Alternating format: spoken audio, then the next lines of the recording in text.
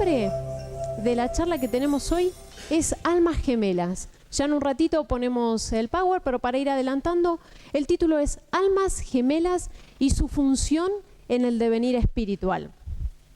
Me encantan los temas amorosos, así que elegí este tema como para hacer un recorrido. ¿Y por qué llamamos función en el devenir espiritual? Porque la función del compañero, que será el alma gemela, es una función que ayuda al crecimiento espiritual.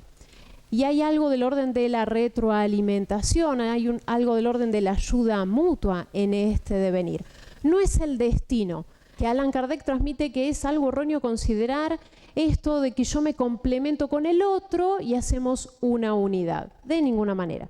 Entonces, Almas Gemelas va a distar a esta teoría de la media naranja, ¿sí? No existe la media naranja, pero sí existe algo de la afinidad con algún ser, ¿sí? Que elegimos, y Allan Kardec dice que esta afinidad no es fatal, sino que está asignada por el libre albedrío. Bien, entonces, hecha esa delimitación de qué vamos a entender por almas gemelas, ahí tenemos la introducción al tema. Les decía que nosotros vamos a avanzar moral e intelectualmente en un lazo afectivo y en una sociedad. Ese lazo afectivo estará asignado por nuestra elección, nuestro devenir, y acorde a nuestro nivel de madurez espiritual, psicológica, será la elección que hagamos. A veces el espíritu está en una situación de infancia, ¿sí? Vamos a ver qué pasa, qué acontece cuando el espíritu está en esa situación, qué tipo de elección realiza. Cuando digo infancia, podríamos situarnos a una infancia cronológica. A ver, qué historias, qué relatos circulan en nuestra infancia con respecto a lazos afectivos. Cuando uno es chiquito, podríamos decir cuando tiene 3, 4, 5 años, como lazo afectivo importante y trascendente es mamá y papá, seguro. Y contamos cómo se conocieron, en cómo vine yo.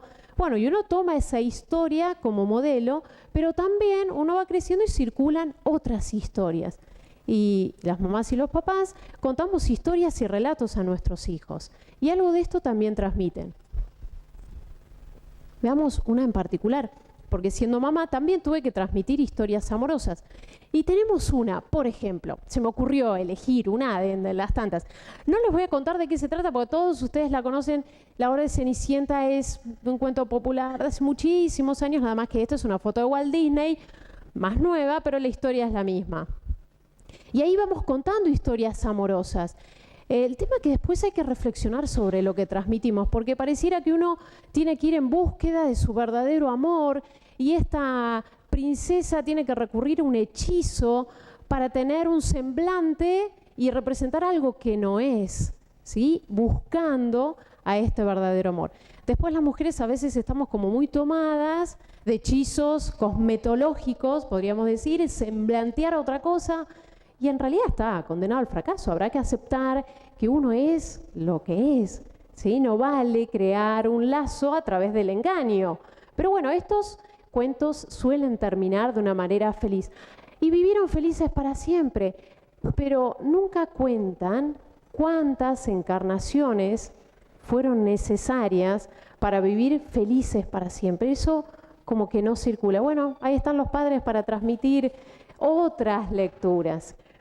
También es cierto, uno es feliz cuando encuentra su verdadero amor y ahí se acabó nuestra historia. ¿La felicidad me la otorga el otro? Yo estoy infeliz y cuando consigo mi verdadero amor, ahí soy feliz. No, son cosas como para ir repensando. Podríamos decir, bueno, los varones no tienen ese problema porque eso sucede en todos los cuentos de niñas, ¿no? Bueno, es verdad, los varones no se identifican ni siquiera al famoso príncipe azul, ni ahí. Mi hijo me dijo, esos son cuentos de chiquitos, yo no quiero eso, quiero ver Cars. Ah, bueno, dale.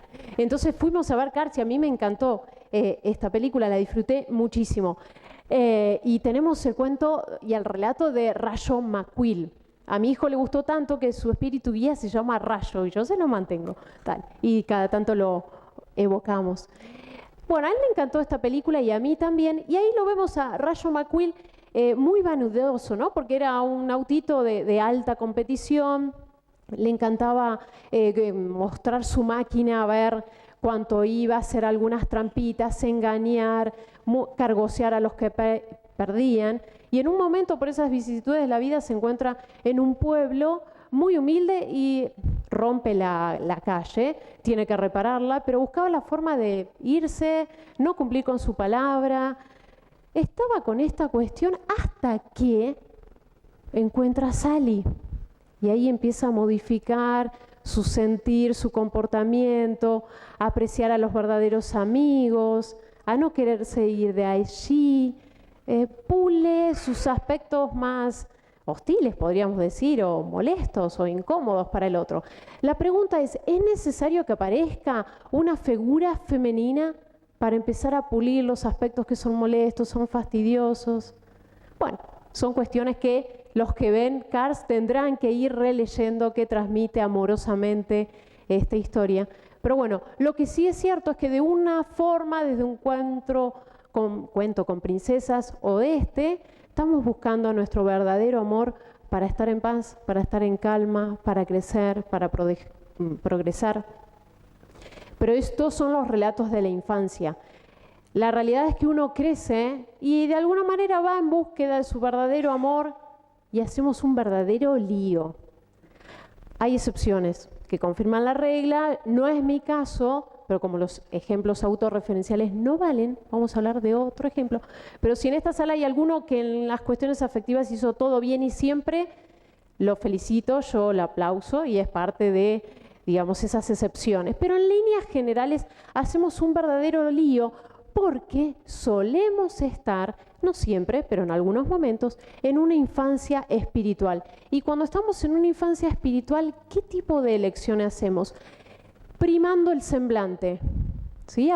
La apariencia mía o del otro, ¿sí? Y ahí hacemos unos líos cuando solamente nos importa el semblante. Sabemos que con el tiempo, la vejez, ¿y qué hacemos con el lazo afectivo cuando estaba cimentado solamente en eso?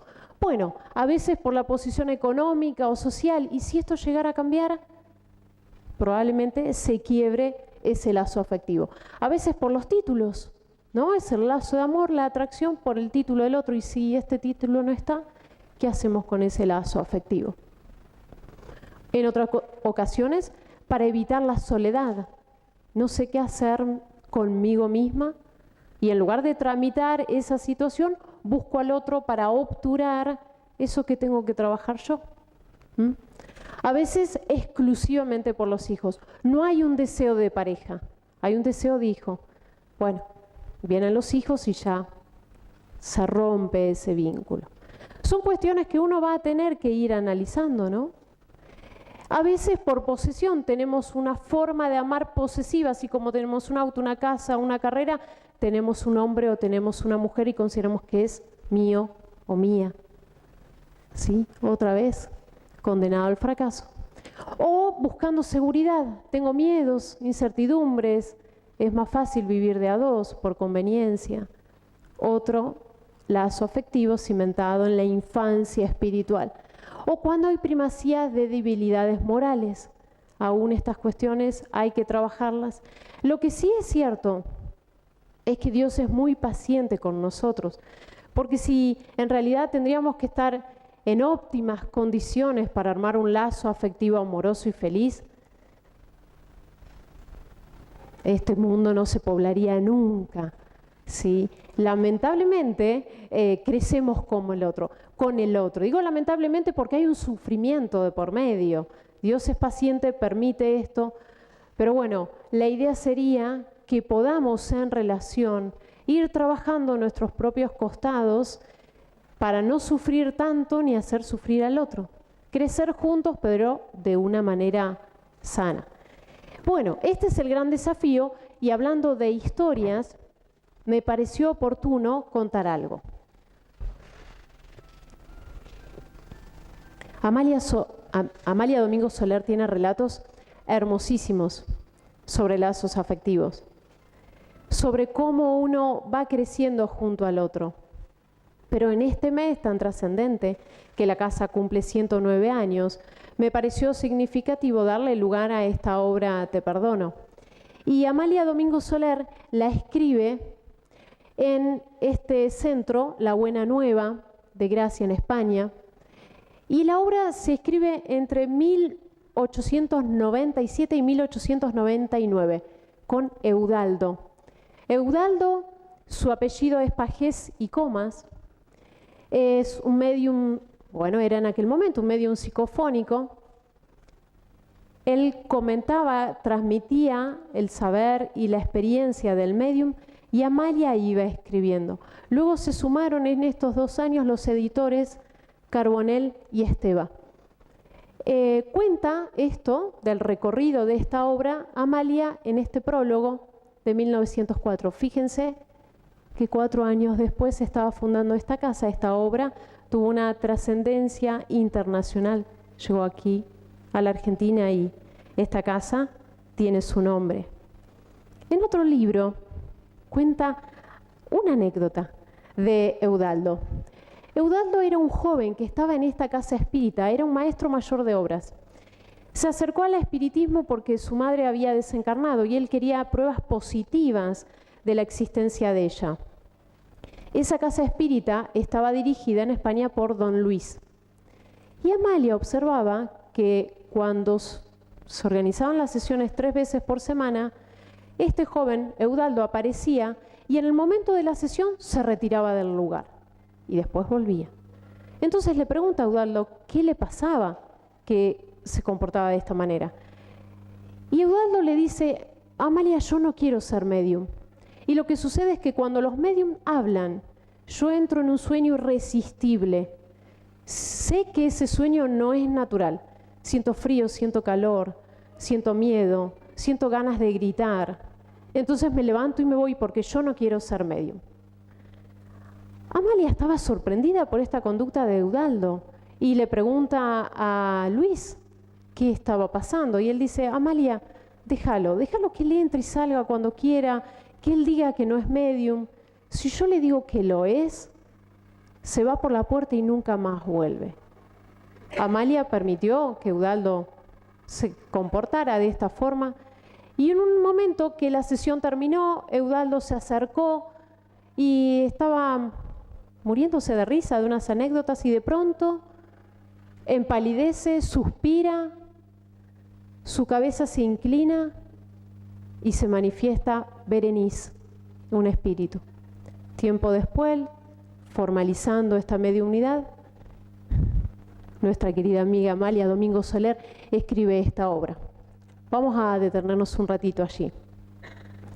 Esta obra, entonces, Amalia refiere que tiene algunos déficits, algunos capítulos que faltan, enfermedades de Eudaldo que hicieron que no se pueda continuar la obra, tuvo sus momentos de impas.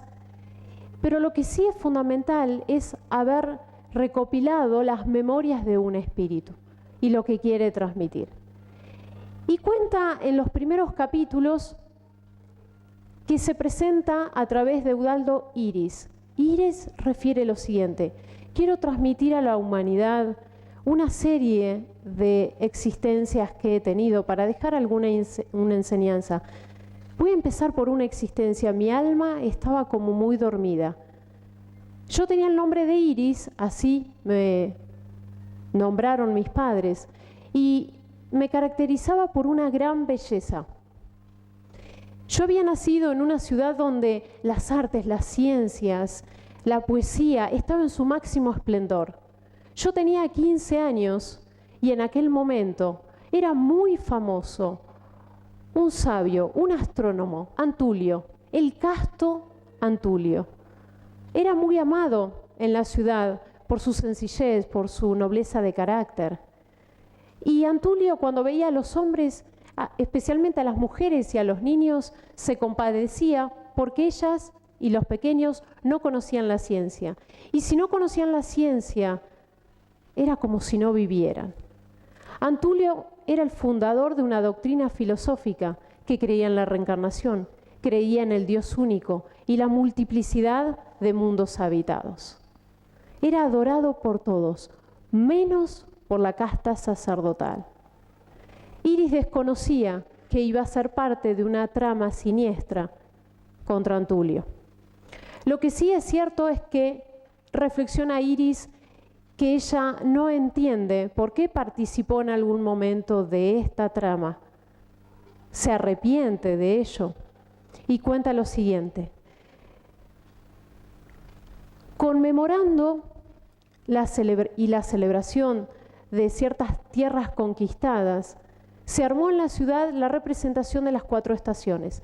3 caballeros representaban unas estaciones y a mí me tocó representar la primavera. Lo que hicieron con Iris fue adornarla con una túnica. Esta túnica tenía los colores del arco iris.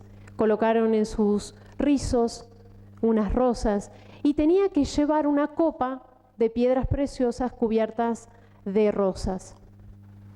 Iris estaba preciosísima y estaba acompañada por un séquito de 200 doncellas, vestidas de blanco y coronadas de flores. Recibió orden de los sacerdotes que al llegar a la plaza, en los estrados, se encontraban los poetas, los sabios, y allí estaba Antulio, el casto Antulio. Se tenía que detener frente a él y obsequiarle de su copa para que tomara una rosa. Y así fue.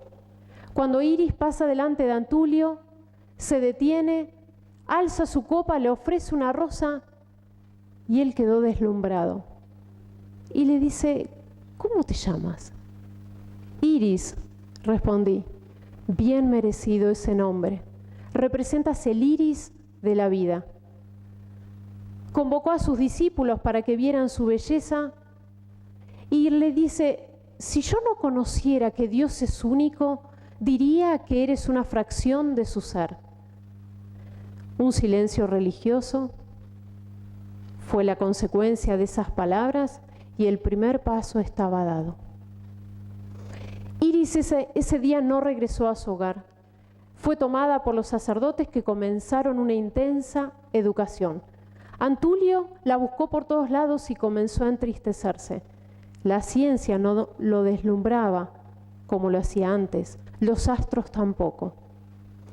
Un año después aparece en su escuela el padre de Iris junto a ella, pidiéndole que continuara con su formación. Antulio al verla fue como si se abriera el piso. Pareciera que el abismo le dijera, sálvate. Pero cuando la vio, sintió un intenso amor que tomó ese trabajo de educarla, continuar su instrucción. Iris reflexiona, mientras él se dedicó a instruirme, yo me dediqué a perderlo, por vanidad, por ver que ese sabio era un juguete de mi persona. Pasaron horas, días, meses en esta formación. Antulio le explicaba el movimiento de los astros, le comentaba que en algunos de ellos eran habitados por seres superiores. Aumentaba la vanidad de Iris al ver la debilidad en Antulio con respecto al amor que le tenía. Y Antulio le decía, en la tierra no existe la perfección. ¿Cómo puede ser que representes una belleza tan grande?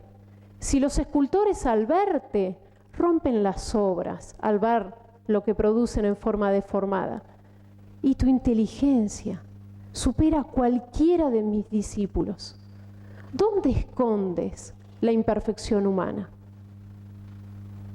Así pasaron los tiempos. Un día especial, Antulio es llamado a la corte frente a los jueces, es acusado de ser cómplice en difundir ideas que pervertían a la juventud, en traición a la patria. Y él se queda sorprendido, pero más aún, cuando se presenta a Iris enumerando una sucesión de acusaciones, y ahí refiere, qué tarde descubro dónde tenías escondidas las imperfecciones.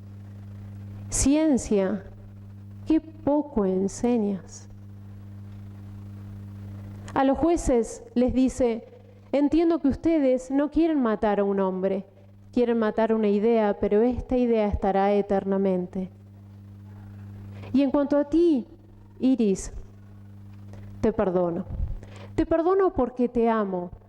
Y escucharás en cada una de las encarnaciones la última palabra que diré en esta tierra que será te perdono.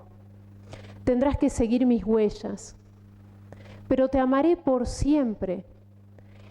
Quizás en algún momento Dios permita que nos volvamos a encontrar, pero pasarán siglos y siglos.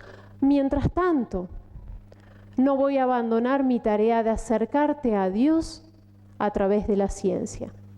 Por momentos yo seré tu cielo y también seré tu infierno, hasta que puedas tomar átomo por átomo el amor que te di y tu infamia ha destruido. Días después, Antulio apura esa copa de veneno y cuando absorbe la última gota le dice a su discípulo, ve y dile a Iris que la perdono. En un ratito continuamos esta historia, porque tenemos que avanzar. ¿De qué se trata esto de las almas gemelas y su función? El espíritu de Manuel, a través de la psicografía de Chico Xavier, en El Consolador que prometió Jesús, se dedica algunas líneas a este tema y dice, dentro del sacro misterio de la vida, cada corazón posee en lo infinito un alma gemela a la suya. Será compañera divina para el viaje hacia la gloriosa inmortalidad. Entonces nuestra alma gemela es nuestra compañera o compañero. Sigamos con otra idea más que nos aporta Emmanuel. Siempre estas almas se buscan en una encarnación, en otra, no siempre están juntas. El instante inicial de la creación del ser se halla sumido en un delicado misterio. Nuestra creación es individual, pero ¿cómo es nuestra creación? Aún continúa siendo un delicado misterio. Emmanuel, en una obra también a través de la mediunidad de Chico Xavier, que se llama Renuncia, cuenta, se la sugiero como para profundizar este tema, la relación entre Alcione y Carlos Clenaghan. Alcione, al verlo, le dice, te reconocí en el primer instante que te vi.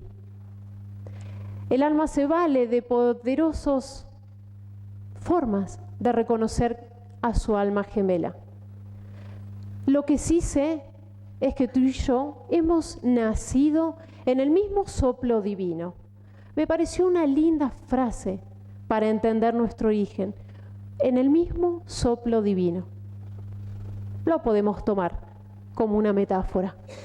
Esa atracción entonces es superior a todas las expresiones convencionales de la vida terrenal. Uno no puede explicar por qué, cómo, como decía Alcione, cómo hice para reconocerte, pero es indudable que te reconocí. Y cuando se encuentran en el conjunto de los trabajos humanos sienten una verdadera dicha. La aventura de su unión no la cambiarían por todos los imperios del mundo. ¡Qué fuerza de amor! Podríamos decir el verdadero amor, pero nadie nos dice cuántas existencias para lograr eso. La unión conyugal puede llevarse a cabo con quien no es su alma gemela. Puede pasar que en una existencia nuestro lazo no sea con nuestra alma gemela. ¿Por qué? Porque necesitamos aprender, crecer otros aspectos, ¿sí? A veces nuestra alma gemela puede ser una mamá, nuestra mamá, o nuestro papá, o nuestro hermano, o un maestro. No siempre estamos en el lazo afectivo de la vida conyugal. Ayuda el alma gemela con su máxima dedicación para facilitar su progreso a través de la oración, por medio de la vibración silenciosa y el deseo tenaz de ser útil, para que despierten los deseos de cumplir con su deber, orientarlo en su nueva realidad. Otra de las funciones del alma gemela: inspirarlo, ayudarlo a que cumpla con su deber. Iris, en las siguientes encarnaciones, solía escuchar: lucha, trabaja, cumple con tu deber, las palabras de Antulio. Para citar otro libro, con respecto a esto, podemos encontrar la historia de Pablo y Abigail. Saulo, antes de llamarse Paulo, estaba muy ligado a Abigail. Abigail desencarna siendo cristiana y le dice: probablemente tienes una misión importante para hacer y sería necesario que yo no esté acompañándote físicamente, pero ni lo dudes, que lo haré desde el plano espiritual. Saulo y Abigail, otro ejemplo, podría ser de almas gemelas. Y ahí Abigail en ese libro lo orienta, lo estimula a Saulo para que siga difundiendo la doctrina de Jesús.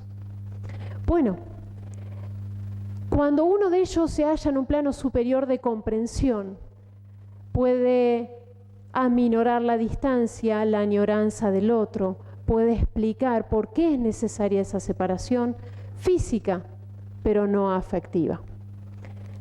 Una idea más para completar: si todos los seres poseen su alma gemela, ¿cuál es el alma gemela de Jesús?, se pregunta en esta obra. Y nos responden los espíritus: no se le debe condicionar a los medios humanos. En Él, en Jesús, debemos ver el glorioso destino del espíritu. Jesús es nuestro modelo y guía. Jesús ha terminado los procesos con los cuales nosotros estamos aún lidiando. Por lo tanto, es desacertado preguntar cuál es el alma gemela de Jesús. Entonces Jesús para nosotros es nuestro destino. Tenemos que parecernos a Él. Bueno, y el amor de las almas gemelas es aquel que el Espíritu sentirá algún día por la humanidad entera. Dista mucho pensar que el amor, la dicha del alma gemela, radica en amarnos mutuamente y ahí está el fin de nuestra existencia. No. Algún día amaremos tanto a nuestra alma gemela como a toda la humanidad. Un ejemplo de esto, para citar, ya que estamos citando ejemplos, a mi criterio, de almas gemelas que aman a la humanidad entera, ¿no les parece que lo podrían representar San Francisco de Asís junto a Clara? Se tenían un gran afecto, pero amaban a la humanidad entera. Entonces, ya que tenemos claro el recorrido, nos quedamos amargamente con Iris, o por lo menos yo tenía que hablar de almas gemelas antes de avanzar con Iris. Iris cuenta que después que Antulio desencarna, ella es tomada nuevamente por los sacerdotes y conducida a una ciudad donde es dejada allí. Ella pensaba que iba a tener el amparo de estos sacerdotes y distó mucho de eso. Pensaba que iba a ser reconocida y distó mucho de esto. En aquella ciudad donde es desterrada, inicia lazos afectivos con personas que la traicionan. Empieza a avanzar más en la línea del crimen. Hace matar a su esposo porque lo detestaba para iniciar un vínculo afectivo con otro. Sus hijos, al darse cuenta de lo que había hecho, la aborrecen como madre. El hijo mayor pidió ir a la guerra para morir en primera fila y el segundo hijo se enferma repudiándola. Iris desencarna. Al desencarnar escucha: te perdono porque te amo. No podría perdonarte si no te amara. En su segunda encarnación, luego de Iris, toma el nombre de Aurora. Su belleza era también notable. Contrae la viruela negra, su cuerpo empieza a deteriorarse, se convierte, según ella, en un monstruo. Comienza los esbozos de la compasión. No obstante, avanza en ciertos crímenes y escucha la voz: detente en tu descenso. Reflexiona que no era necesario descender tanto para caminar hacia recorridos de la ascensión. Tercera existencia, De pequeña la llamaban el reptil. Tenía una habilidad notable para subirse a los árboles, trepar por los troncos. Abandona a temprana edad su hogar, junto con otros hombres de mal vivir, nuevamente una vida de libertinaje. En un momento comienza, por dolor, a querer controlar estos impulsos. Una tarde se dirige en búsqueda del agua en un pozo y allí encuentra un forastero. Se ve muy sorprendida, siente que algo le iba a acontecer. Tuvo la necesidad de huir, pero no pudo. No obstante, arroja el cántaro de agua en el agua y al tomarlo escucha que ese forastero le dice: dame de beber. Sorprendida lo mira y le dice: se nota que eres extraño en estas tierras. ¿Cómo te atreves a hablarle a una mujer? ¿Quién le refiere? Si conocieras el don de Dios y supieras quién es el que te dice dame de beber, serías tú la que pedirías y Él te daría agua viva. Porque todo aquel que bebe de esta agua volverá a tener sed. Pero el que beba el agua que yo tengo para ofrecer se convertirá en él en fuente viva que lo impulsará a la vida eterna. Es verdad, tendría que habértelo pedido junto a tu hombre, pero en realidad no tienes un hombre, sino 6. Iris comenta que este hombre, Dios, la marcó de tal manera que no pudo ser la que había sido hasta ese día. Su siguiente existencia comenta que no tuvo grandes detalles. Fue una existencia para descansar, para ordenar algunas cuestiones. Ella representaba el cristianismo, su esposo el politeísmo. No obstante, intentó no hacer guerra de esto. Tuvo hijos, algunos desencarnaron y sintió un profundo dolor. Uno de sus nietos iba a ser condenado por ser cristiano en el mismo lugar donde Antulio desencarnó. Ella en desdoblamiento asiste a este nieto, le da fortaleza. La mediunidad era muy notable en ella, tenía poder de cura, sueños, premoniciones. Y en su siguiente existencia, la que es más desarrollada en este libro, es en España.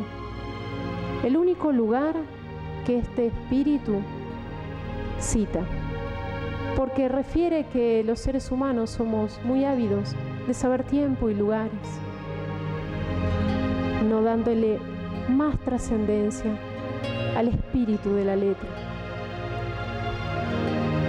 Pero nos comentó que siendo pequeña en España era muy ávida por la ciencia. El mayor regalo que recibe fue una pluma. Aprendió poesía a pronta edad. Amaba tanto el cristianismo que acuerda con su padre en que la deje en un convento. Teniendo algunas dificultades allí, sale del convento por un tiempo, se presentifica a su padre y le dice: pero es que yo tengo el destino de fundar conventos. Hija mía, hay muchas cuestiones que están planificadas antes de que nazcas. Tienes todo el potencial para hacerlo. Hay un séquito de seres espirituales que te acompañarán en esta obra. Fue conocida con el nombre de Santa Teresa de Ávila. Este libro nos enseña que nuestra alma gemela nos impulsa al crecimiento, que Iris pudo vencerse a sí misma y que juntó átomo por átomo el amor que Antulio le ofreció y purificando su amor a través del Cristo se lo retribuyó Y quién sabe en qué planetas se habrán reencontrado. Y habiendo ella, con su tropiezo, detenido el avance en la ciencia y el avance en la reencarnación, al romper esta escuela filosófica, creó espacios religiosos enarbolando la bandera del Cristo, restaurando el amor purificado a través de nuestro guía y modelo. Historias de almas gemelas. Queridos amigos, les dejo en sus manos toda mi gratitud por haber hecho ustedes este clima tan ameno.